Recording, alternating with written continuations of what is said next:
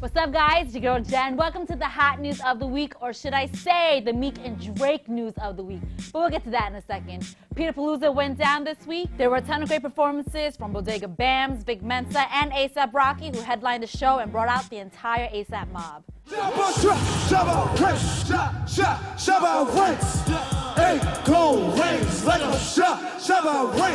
Slaughterhouse stopped by to weigh in on the Meek and Drake beef. I've been in sessions with me and some friends, and I'm feeling a little nice, and I say something, and one of my mans might be like, "What if you said it like this?" And I might run with it, like, whatever makes the record sound better to me. You know what I'm saying? So, I mean, whether he's getting dude was in there, like, "Yo, here, this is the joint," or whatever, or he heard that joint and was like, "I'm going with it," like.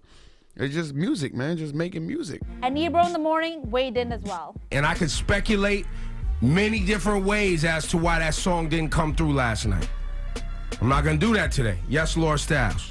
I was just gonna ask you think it just wasn't ready? You think that was the case? Possible. I'm not in the studio with me, so I don't know. And Capone and Noriega chimed in on why this might be a moment that Drake's been waiting for a very long time. Drake never had this opportunity to prove himself in this manner with hip-hop. Like, he was waiting for this. Here you had headlines. Well, speaking of Drake and Meek, Drake dropped a diss track called Charged Up, and while the world waited and waited for Meek to respond on the Funk Flex show and never did, Drake dropped another track called Back to Back. Trigger fingers turn to Twitter fingers. Yeah, you getting bodied by a singing nigga. I'm not the type of nigga that'll type of niggas. And shout to all my boss bitches, wife and niggas. Make sure you hit them with the prenup. Meek Mill finally responded to Drake with his song Wanna Know, but what we really want to know is, who peed on Drake? You let Tip Homie piss on you in the movie theater, nigga. We ain't forget.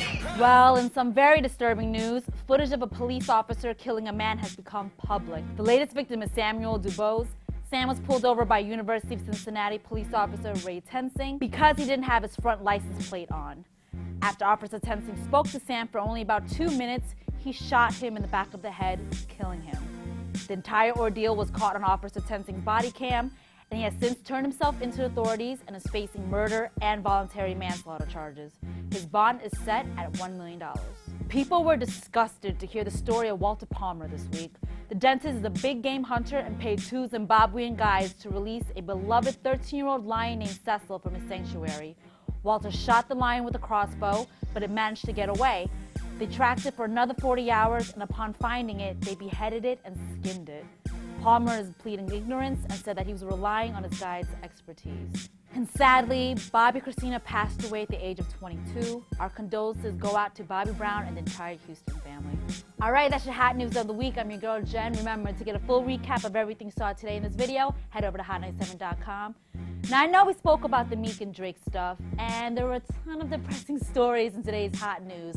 So here's to lighten things up a little bit. Check out these Drake and Meek memes. Yeah, trigger fingers turn to Twitter fingers. Yeah, you getting bodied by a singing nigga. Hold on, wait a minute. Y'all thought I was finished when I would've asked them all. Hold on, wait a minute. Y'all thought I was finished when I would've